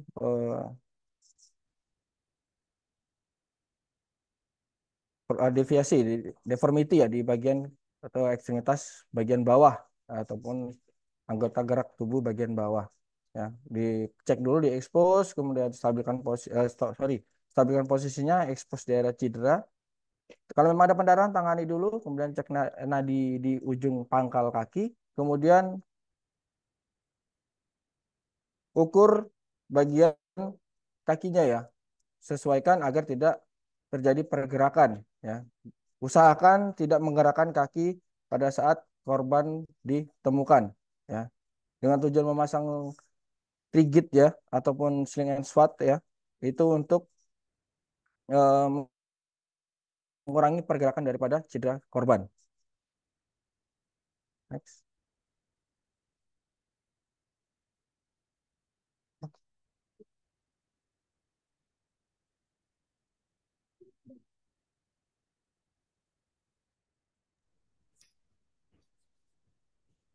Oke, terima kasih Bapak Heru Setiawan atas materi yang sudah disampaikan. Cukup menarik, ya, Pak. Semoga apa yang telah disampaikan dapat bermanfaat bagi Bapak Ibu yang mungkin relate dengan pekerjaan yang dapat diterapkan pada saat bekerja di ketinggian ini. Karena bekerja di ketinggian ini merupakan salah satu pekerjaan yang memiliki resiko yang sangat tinggi. Maka dari itu, mungkin dari Bapak Ibu yang belum tahu apa saja yang harus disiapkan sebelum bekerja di ketinggian dan apa saja yang harus diperhatikan ketika sedang bekerja di ketinggian. Jadi sedikit lebih tahu lah, ya, setelah mendengarkan materi dari Bapak Heru Setiawan tadi. Oke, selanjutnya ini kita sesi tanya jawab, ya, Bapak Ibu. Silakan yang tadi sudah bertanya itu yang pertama dari Bapak Sofian dari PPA. Saya bacakan dulu, ya. Ini tentunya orang bekerja di ketinggian di perusahaan wajib memakai full body harness dan APD pelengkap lainnya. Tentunya semakin lama dipakai, tingkat keamanannya semakin berkurang, meskipun secara visual masih terlihat bagus. Yang saya tanyakan di sini, berapa masa pakai full body harness tersebut? Oke, silakan untuk Bapak Heru Setiawan langsung dijawab pertanyaan dari Bapak Sofian. Baik, terima kasih Mas Sofian, ya, atas pertanyaan dilontarkan, ya. Tadi sudah saya sampaikan untuk pemakaian full body harness, ya, di awal digunakan itu jaraknya kurang lebih 5 tahun, ya, tergantung bagaimana kita merawat APD tersebut. Kalau memang kita sering digunakan kemudian tidak dirawat dan tidak dilakukan pembersihan secara kontinu, itu bisa memutus ataupun memangkas, ya, waktu umur daripada APD full body harness itu sendiri. Ya. Jadi kalau memang digunakan secara rutin dan perawatannya juga tepat, maksimal itu adalah 5 tahun, Mas Sofian. Seperti itu. Oke, baik. Terima kasih Bapak Heru Setiawan atas jawabannya. Kita lanjut ya. Ini ada yang raise hand dari Bapak Syahril. DWP, silakan Pak pertanyaannya. Baik, terima kasih. Assalamualaikum warahmatullahi wabarakatuh. Selamat sore. Perkenalkan, saya Syahril Effendi, perwakilan dari PT Dewa Patria PAM MTBU yang merupakan salah satu anggota Ajen SHI yang ke-9. Selamat sore semuanya. Saya ingin sekedar bertanya, Pak. Dalam Dewasa ini banyak sekali vendor-vendor yang menyajikan untuk segala sesuatu peralatan tentang APD tentunya. Nah, dalam konteks bekerja di ketinggian ini nilai risikonya sangat tinggi dan berakibat fatal. Yang sering saya jumpai ada beberapa full body harness yang mungkin katakanlah masa pakainya juga kurang standar. Atau saya gampangnya seperti ini Pak, tips-tips apa saja agar kita dapat memastikan bahwa ini full body harness yang standar yang bisa kita gunakan bekerja khususnya di area tambang, bekerja di ketinggian. Karena banyak sekali Pak di luaran itu yang kita body harness bunyinya, cuman mungkin secara SWL safety walking rule-nya tidak memadai Pak. Itu mungkin ada diskusi dari Pak Heru yang lebih berpengalaman yang biasa menjelaskan. Seperti itu Pak. Terima kasih dari saya. Wassalamualaikum warahmatullahi wabarakatuh. Oke, baik. Terima kasih Bapak Syahril. Bagaimana Bapak Heru Setiawan, bisa langsung dijawab? Baik, terima kasih Pak Syahril ya. Sepengalaman saya melakukan ataupun menggunakan peralatan ketinggian ya di macam-macam sih Pak. Karena memang setiap standar dari pabrikan APD ya, khususnya full body harness itu memang sudah menerapkan standarnya sesuai dengan regulasi yang ada seperti itu Pak. Nah untuk yang paling bagus ya kalau memang untuk bekerja di ketinggian ya mungkin jadi saya promosi nih Pak nantinya. Betul, justru kita pengen pemahaman soal itu. Mungkin dari brandednya atau secara SWL-nya seperti ini Pak, agar kita terhindar dari yang namanya trauma suspension. Mungkin ada Pak beberapa full body harness, cuman ini ada yang lebih baik lagi, yang benar-benar lebih safety. Karena kan ada sisa risiko tuh kita memakai safety body harness, cuman masih ada yang namanya potensi risiko trauma suspension tersebut Pak. Terima kasih. Bermacam-macam ya Pak, tadi saya sampaikan terkait comfortnya itu yang biasa digunakan oleh teman-teman semua ya, terkait teman-teman rescue ya memang digunakan untuk menolong orang ya, itu biasa kita menggunakan petzl sih Pak, petzl. Kalau memang untuk yang biasa digunakan itu bisa Honeywell ataupun Shinda, itu biasanya kita gunakan untuk pekerjaan-pekerjaan yang memang butuh kenyamanan bagi si pekerja agar terhindar dari trauma suspensi. Karena ya kembali lagi kalau di rescue itu memang butuh proses kan pada saat evakuasi sehingga akan membutuhkan waktu lama pada saat bergantung ataupun di ketinggian tersebut. Seperti itu Pak. Mungkin kalau dari teman-teman yang memang vendor mungkin agak lebih menggunakan adjustable saja sih Pak. Adjustable pada saat dia tergantung, kita masih punya space kurang lebih 3-5 meter pada saat dia merenggang. Sehingga potensi untuk tergantung lebih tinggi itu semakin kecil. Seperti itu. Baik, terima kasih Pak pencerahannya. Tadi ada beberapa branded ya, seperti Honeywell, Bapak tadi kayak tadi ya. Ya, mungkin bisa jadi referensi buat teman-teman sekalian yang lain juga ya. Nah, kalau ada pekerjaan, ada produk yang lebih aman karena kita tidak tahu Pak ini sudah standar SNI atau belumnya juga. Ya. Terima kasih Pak Heru.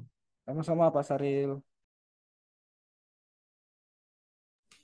Oke, baik. Terima kasih Bapak Syahril atas pertanyaannya. Ini ada yang raise hand lagi. Boleh langsung Bapak Dendi Syarul Ramadan dari ICT PPA.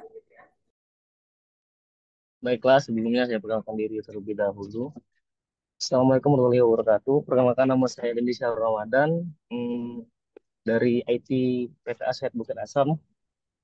Sedikit bertanya Pak terkait bekerja di ketinggian ini. Seperti yang kita ketahui Pak, ketika kita bekerja di ketinggian itu kita harus bekerja dalam keadaan tim atau minimal 3 orang lah Pak. Di dalam 3 orang itu memiliki sertifikat dalam bekerja ketinggian atau eh, sudah diakui lah berkompeten Pak. Nah, ketika terjadi insiden Pak, apakah boleh Pak tim itu melakukan evakuasi mandiri terhadap seseorang yang terhadap tim yang terjadinya insiden atau tergantung Pak di ketinggian seperti tower atau bangunan dan sebagainya. Jika boleh atau tidaknya, ketika tidak boleh, bagaimana Pak prosedur atau cara yang tepat dalam melakukan laporan ketika terjadi kecelakaan pada pekerja dalam ketinggian, dan untuk pelaporannya kita harus melapor kemana Pak? Seperti itu. Terima kasih. Oke, baik. Terima kasih Bapak Dendi atas pertanyaannya. Silakan Bapak Heru Setiawan. Baik, terima kasih ya atas lontaran pertanyaannya ya. Sangat luar biasa ya. Dalam saya tidak tahu nih seperti apa SOP-nya masing-masing ya setiap perusahaan ya. Tapi khususnya di PPA sendiri dan itu mempunyai SOP yang memang jika memang ada seorang pekerja yang sudah kompeten, kemudian dia memiliki rescue ya, itu tidak dianjurkan untuk menolong ya, untuk mengevakuasi ya, tidak dianjurkan.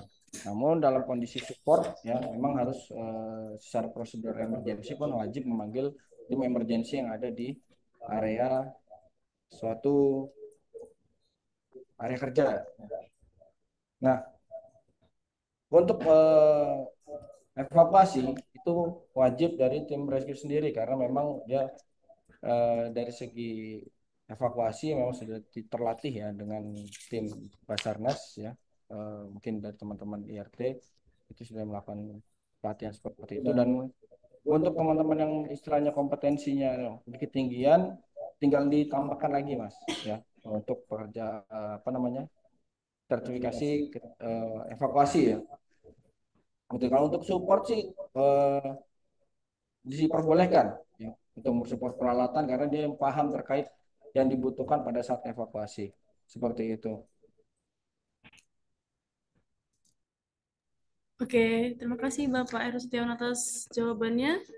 Ada tanggapan dari Bapak Dendi atau cukup? Untuk tadi kan berarti tidak boleh Pak ya. Ketika tidak boleh Pak, bagaimana Pak cara prosedur atau cara yang tepat Pak melakukan laporan Pak terhadap terjadinya insiden tersebut Pak? Terus kita harus melapor kemana Pak atau terkait insiden tersebut kan? Untuk pelaporannya mungkin dari ya kita sama-sama sudah tahu ya terkait pelaporan emergensi bisa ke IRG PTBA ataupun ke IRG atau ke IRT masing-masing dari setiap mitra yang ada ya karena memang rekan-rekan semua yang ada itu sudah dibekali dengan pelatihan dengan evakuasi korban ya di area kerja seperti itu. Oke, baik. Gimana Bapak Dendi, sudah cukup? Baik, terima kasih Pak Heru atas penjelasannya. Masalah Mas Dendi. Oke.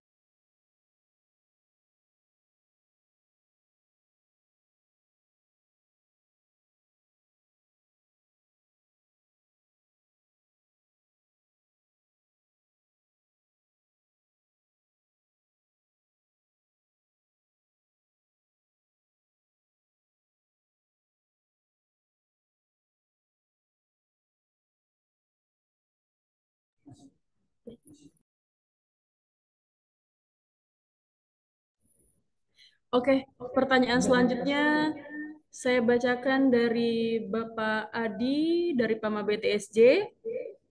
Izin bertanya Pak Heru, jika terjadi keadaan darurat, pendarahan pada korban, dan korban mengalami shock, lanjut pingsan tanpa denyut nadi dan nafas, apa yang harus kita lakukan terlebih dahulu, Pak? Jika dilakukan CPR, pendarahannya dikhawatirkan tambah parah.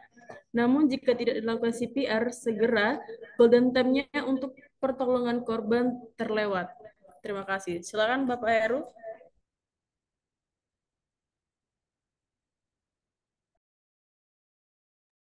Baik, terima kasih Pak Adi ya dari PAMA BTC ya. Eh, Kembali ke struktur tubuh anatomi manusia ya. Jika terjadi hal tersebut, terjadi pendarahan, eh, maka harus dilakukan penanganan eh, pendarahan itu sendiri ya. Dilakukan penanganan penghentian aliran darah ya, ya ataupun yang keluar dari tubuh sehingga memang kalau memang ada perubahan dari status korban itu kita bisa langsung CPR. Jadi kalau memang ada pendarahannya kita tangani dulu pendarahannya, kita lakukan 3TB ya, kemudian kita lakukan CPR. Karena ya kembali lagi contoh umumnya saja seperti ban kendaraan kita ya, kita pompa-pompa tapi kalau terjadi kebocoran ya sia-sia, malah tadi gejala shock pun akan datang seperti itu. Sehingga bisa menyebabkan kematian pada si korban atau pekerja itu sendiri. Seperti itu, Pak Adi. Oke, terima kasih Pak Heru atas jawabannya. Kita bacakan pertanyaan selanjutnya. Itu dari Sandy, PTSA. Apakah ada cara perhitungan beban dari full body harness untuk menyesuaikan dengan pemakaian? Terima kasih. Silakan. Dengan siapa tadi? Mas Esa ya? Yes. Mas Esa tadi sudah dipaparkan ya untuk pemeriksaan di full body harness itu ada taggingnya ya. Kita beli full body harness pun itu sudah memiliki spesifikasi ya masing-masing daripada full body harness tersebut. Ada yang sampai 120 kilo ataupun 125 kilo ya. Itu dengan ketetapan dikeluarkan oleh pabrikan itu sendiri ya, seperti itu. Oke, terima kasih Pak Heru atas jawabannya. Selanjutnya pertanyaan dari Bapak Emrido Julistiawan dari Madani Teladan Nusantara. Pertanyaannya,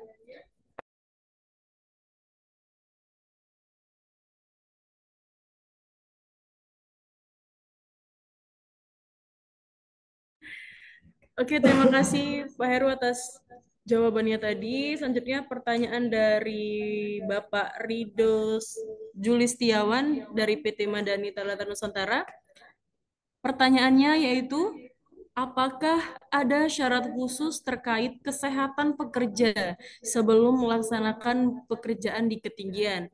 Karena kalau kita ketahui pada area ketinggian, tubuh beradaptasi di kondisi yang berbeda dari daratan oksigen juga berbeda, Pak. Silakan Pak Heru. Terima kasih Mbak Rika ya. Untuk bekerja di ketinggian, tadi sudah di slide juga ada ya. Untuk bekerja sehat fisik ya, kondisinya fisiknya sehat ya pada awal melakukan hal tersebut, dan kenapa harus dicek terlebih dahulu ya setiap awal shift untuk melakukan pekerjaan tersebut, cek kesehatan di klinik ataupun dari pengawasan yang memang ditunjuk untuk melakukan tes kesehatan dulu oleh tim medis yang ada di area kerja. Kalau memang tidak layak ya dan tidak fit, dinyatakan tidak fit oleh medis, maka pekerja tidak boleh melakukan pekerjaan tersebut. Yang biasa dicek adalah tensinya ya, kemudian saturasinya, kemudian diobservasi dulu ya. Kemudian cek daripada kondisi si korban. Si pekerja, jika memang begadang ataupun melakukan yang memang tidak bisa dilakukan oleh pekerjaan itu ya, maka dia tidak diperbolehkan untuk menaiki pekerjaan tersebut. Oke, baik.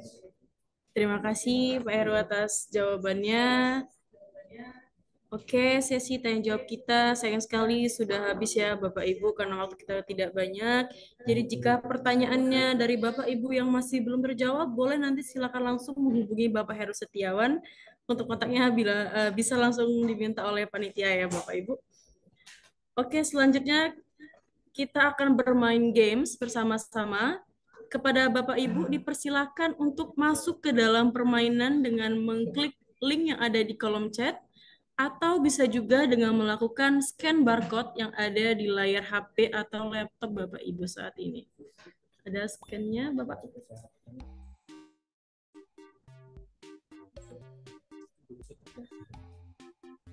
Silakan join.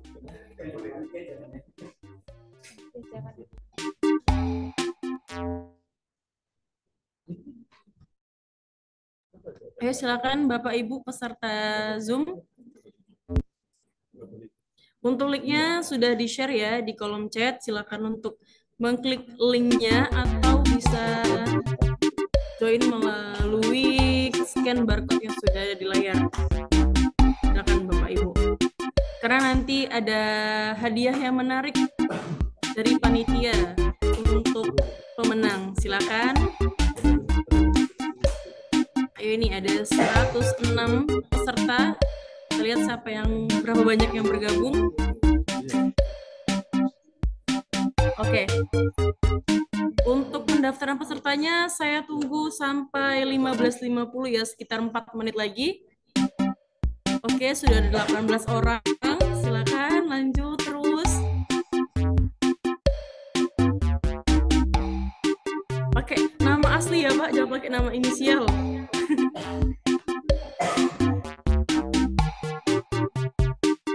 Oke, sudah 30.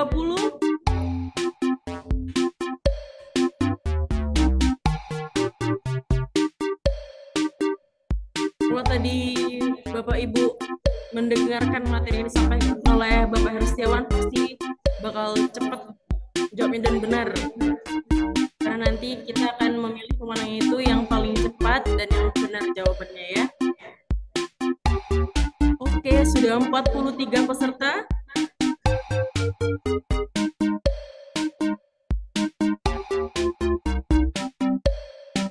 Masih bertambah.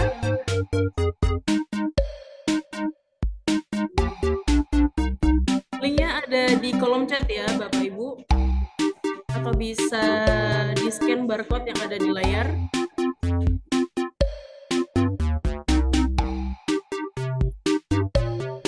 Masih 3 menit lagi.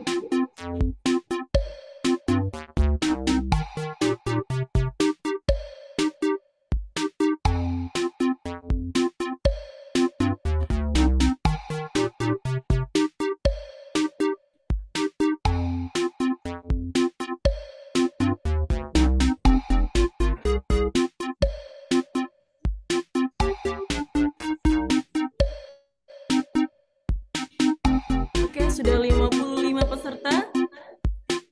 Silakan Bapak Ibu yang belum gabung di games kita pada sore hari ini. Karena nanti ada hadiah ya Bapak Ibu dari panitia kita. Hadiahnya dijamin menarik. Ya, dan jangan lupa untuk memakai nama asli biar nanti waktu menghubunginya kita gampang ya Bapak.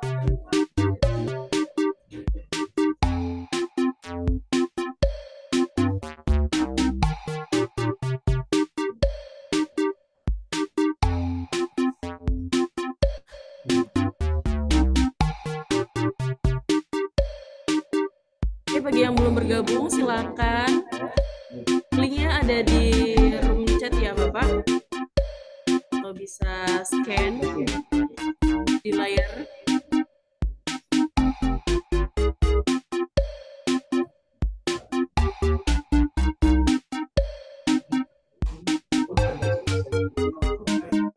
Ya.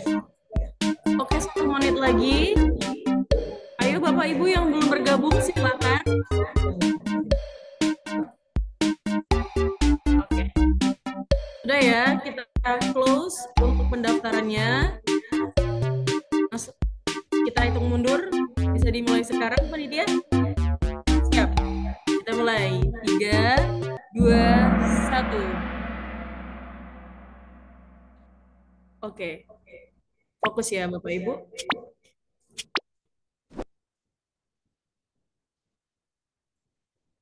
Pertanyaan pertama, silakan.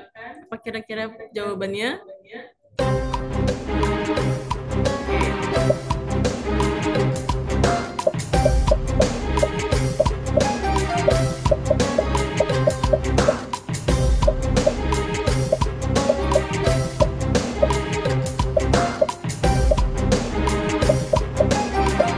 Oke.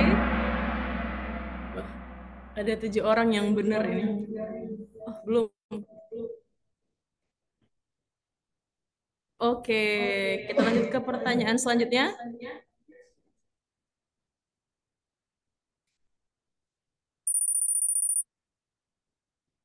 Oke, Bapak Dede.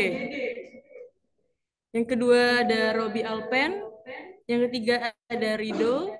Posisi keempat ada Cece. Yang kelima ada Sule. Oke, lanjut.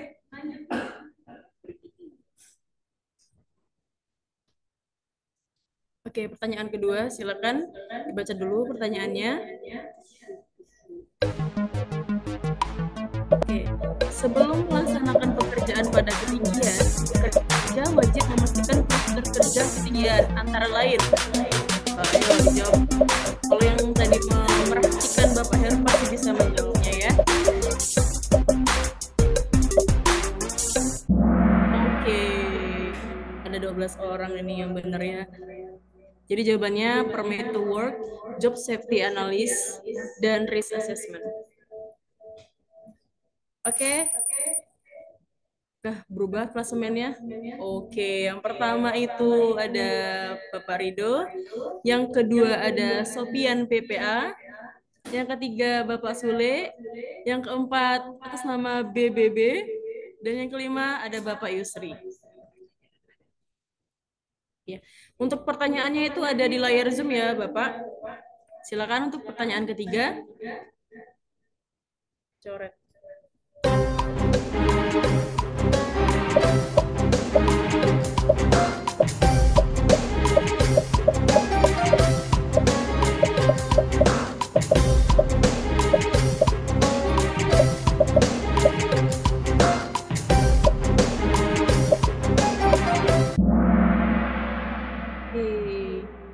Jawabannya adalah lebih dari atau sama dengan 1,8 meter.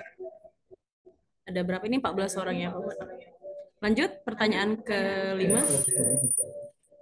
Ini yang pertama ada Bapak Rido dengan skor 2104. Yang kedua ada Bapak Guntur. Yang ketiga ada Bapak Aprizal Lardi. Yang keempat ada Bapak Sofian PPA. Dan yang kelima ada Bapak Sule. Oke, lanjut.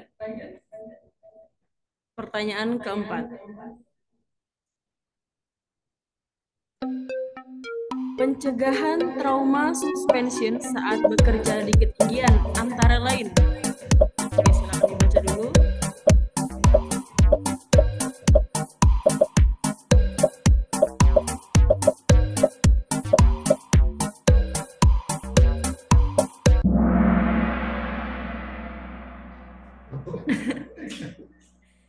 Oke, banyaknya salah ini ya jawabannya ya. Yang benar itu hindari saat tergantung dengan posisi tegak, usahakan kaki dalam posisi horizontal atau lurus, ke depan jika dalam posisi tergantung dalam waktu yang cukup lama. Oke, kita lihat siapa ini klasemen sementara. Bapak Sofian PPA dengan skor 2178, yang kedua Bapak Rido, yang ketiga Bapak Dede, yang keempat ada Bapak Guntur, dan yang kelima ada Bapak FDS. Oke, kita lanjut. Soalnya tadi.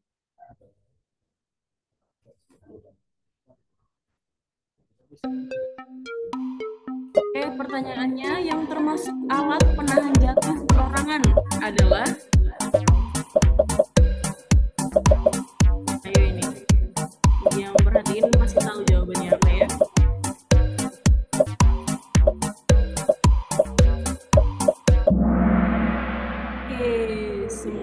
jawaban benar. Ada 11 orang yang jawab benar. Kita lihat lagi, sangat ketat sekali ini. Yang pertama itu ada Bapak Dede dengan skor 2732. Yang kedua ada Bapak Sofian dari PPA. Yang ketiga ada Bapak Rido. Yang keempat ada FDS. Yang kelima ada Dendi PPA. Oke, lanjut. Untuk jawabnya itu silakan dipilih satu dari pilihannya ya Pak. Pertanyaannya ada di layar. Pertanyaannya yang keenam, alat pelindung diri yang wajib digunakan saat melakukan pekerjaan ketinggian adalah Ayo jawabannya ayo. Jangan sampai ketuker ya Pak. Ada 15 orang nih yang benar jawab, yaitu helm ketinggian, full body harness, lanyard, energy absorber, safety glasses, hand gloves, dan sepatu khusus ketinggian. Recording in progress. Oke, untuk klasemen pertama itu ada Bapak Dede dengan skor 2732. Yang kedua ada Bapak Rido. Yang ketiga ada Bapak Guntur, yang keempat ada Bapak Sofian PPA, dan yang kelima ada FDS.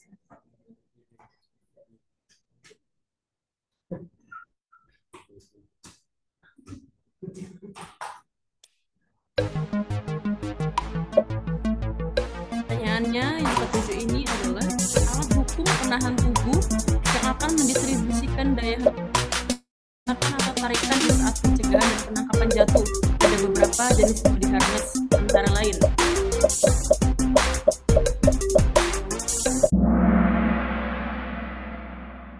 Oke, ada 10 orang yang benar jawabannya.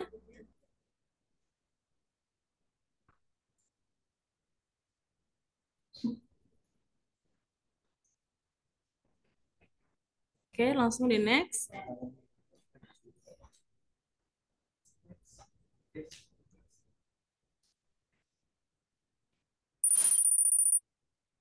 Oke, naik lagi Bapak Rido dengan skor 3163. Ada Bapak Dede 2732. Ada Pak Guntur 2282. Ada Ibu Iin 2236 dan Bapak Effendi DWP 46 dengan skor 2215.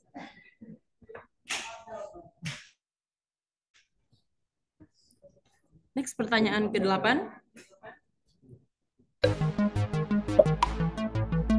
Nah, ini. Folder terus. Denda finansial bagi pekerja yang tidak memiliki izin kerja ketinggian. Berapa kira-kira ya, Pak?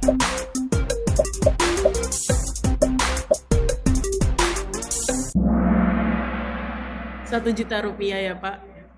Jawabannya Rp1.000.000. Bukan yang berjawab dapat Rp1.000.000. Oke, next. Siapa yang jawab benar 5 orang ini?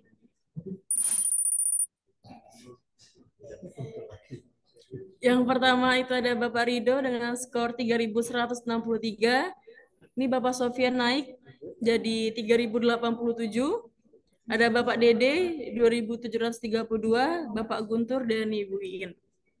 Lanjut, pertanyaan ke-9.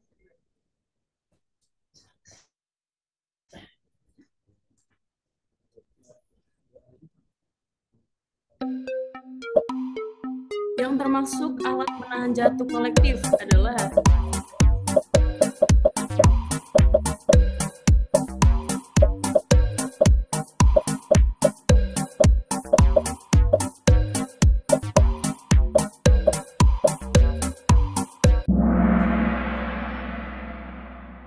Oke, jawabannya adalah scaffolding ya. Ada 7 orang nih yang benar.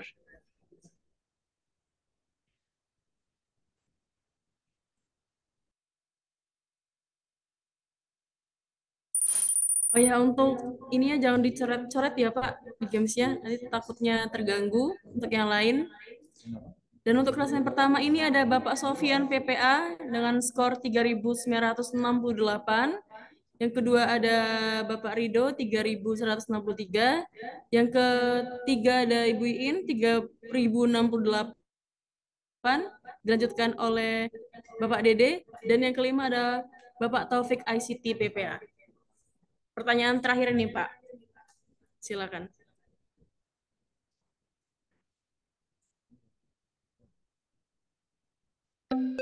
Hal yang tidak boleh dilakukan pada full body harness antara lain.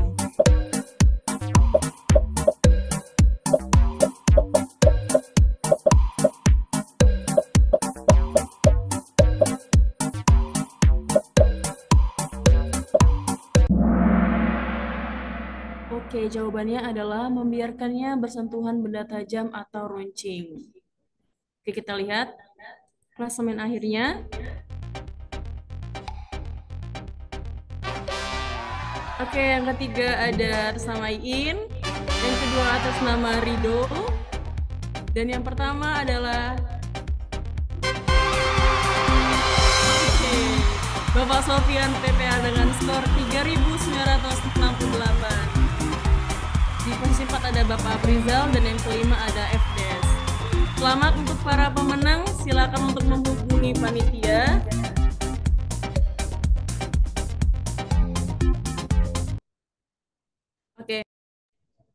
Oke, bagi Bapak tadi yang sudah memenangkan games kita pada sore hari ini, silakan untuk menghubungi Bapak Hasan ya, Bapak, untuk mendapatkan hadiah menarik dari tim panitia.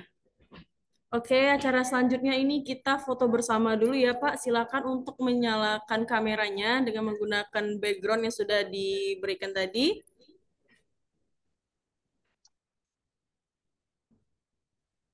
Silakan menyalakan kameranya, Pak.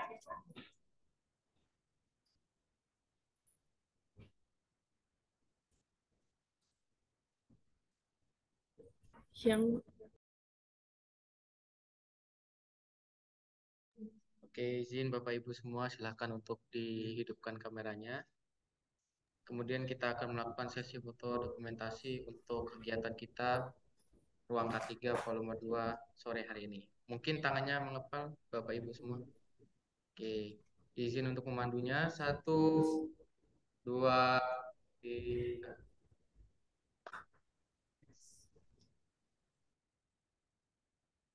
Oke, Bapak Ibu sekali lagi. Next slide selanjutnya. Bapak Sutriono, selamat sore Bapak. Mungkin selamat sore Bapak. Nah, 1, 2, 3. Oke, mungkin selanjutnya zero accident.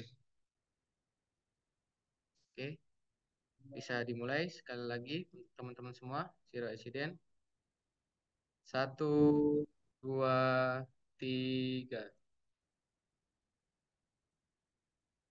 Oke, cukup. Oke, terima kasih Bapak-Bapak atas antusiasnya sudah mengikuti webinar kita pada siang hari ini. Saya ucapkan banyak terima kasih ya untuk Bapak Ibu yang sudah menyempatkan hadir ataupun bergabung di Zoom meeting kita. Dengan berakhirnya sesi games tadi, maka berakhir pula acara kita pada hari ini. Namun sebelumnya saya mohon izin kepada Bapak Ibu dipersilakan untuk mengisi link evaluasi yang ada di kolom chat dan bisa juga dengan melakukan scan barcode yang ada di layar atau laptop Bapak Ibu sekalian. Boleh di-scan dulu ya Bapak Ibu sebagai evaluasi kita pada hari ini. Dan kami ucapkan banyak terima kasih atas kehadirannya. Semoga apa yang telah disampaikan dalam acara ini dapat bermanfaat dan dapat mendukung kinerja K3 lebih baik lagi. Saya sedikit ada pantun nih, Bapak Ibu mohon dibantu cakepnya ya.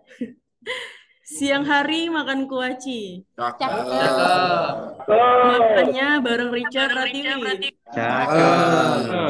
Dan hari ini saya ucapkan banyak terima kasih. Wassalamualaikum warahmatullahi wabarakatuh. Selamat siang dan salam ketiga. Salam ketiga. Salam ketiga. Waalaikumsalam. Salam ketiga, Mbak Lita. Salam. Mbak Keke. Oh, Mbak. Salam mereka.